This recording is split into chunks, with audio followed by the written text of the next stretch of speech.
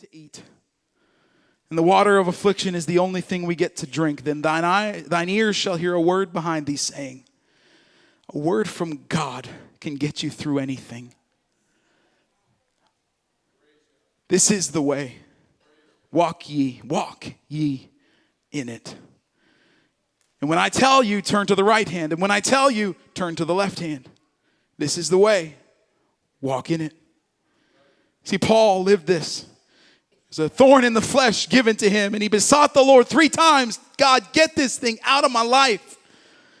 But he said, my grace is sufficient for thee, for my strength is made perfect in weakness. Most gladly, therefore, will I glory in my infirmities, that the power of Christ may rest upon me.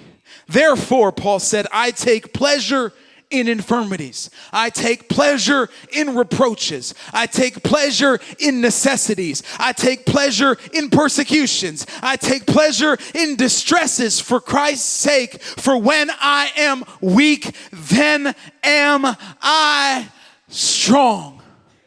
You see, that thorn, that wall never fell, as far as we know, out of Paul's life. He had to deal with that thing until he went on to glory. But he understood that infirmity, that adversity, that affliction is building the power of God in my life. And the power of God is going to be revealed in me through that challenge, through that sickness, through that disease, through that issue, through that problem.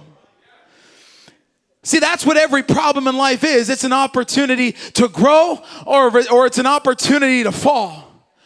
What are we going to do with the adversity that we face in our lives? What are we going to do with the walls that stand before us? Even if we shout, and even if we believe, and even if we profess in faith the word of God, and that wall still stands. Micah told us what to do, that the Lord requires of us just to do justly, to love mercy, and to walk humbly with your God. That's all God's called us to do. It's not a difficult thing, but we just got to put our own comfort to the side and say, okay, God, you want me to face this wall for a reason. Tell me what it is I need to know so that thing can be worked out in me, so that gifting can be released in me, so that calling can be revealed in me.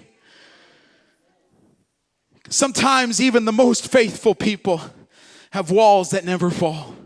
Coming back to the music tonight, Hebrews chapter 11 tells us about the hall of faith and talks about, in verse 32, the Gideon, Barak, Samson, Jephthah, David, Samuel, prophets who through faith, subdued kingdoms, wrought righteousness, obtained promises, stopped the mouths of lions, quenched the violence of fire, escaped the edge of the sword, out of weakness were made strong, waxed valiant in fight, turned to flight the armies of the aliens, and women received their dead to life again. And God still does all of that. God still does the miraculous. God still works in these ways. But then he flips the page, and others were tortured, not accepting deliverance that they might obtain a better resurrection. I've had the opportunity to stand in the Colosseum in Rome and see the grounds where there were thousands upon thousands of Christians slain for the cause of Christ. Their mountain never moved. Their mountain never moved. Because if they had accepted that deliverance, they would have had to deny the only one true living God. But they obtained something. They obtained something so much better than comfortable living here on planet Earth. They obtained a better resurrection. Others had trial of mockings.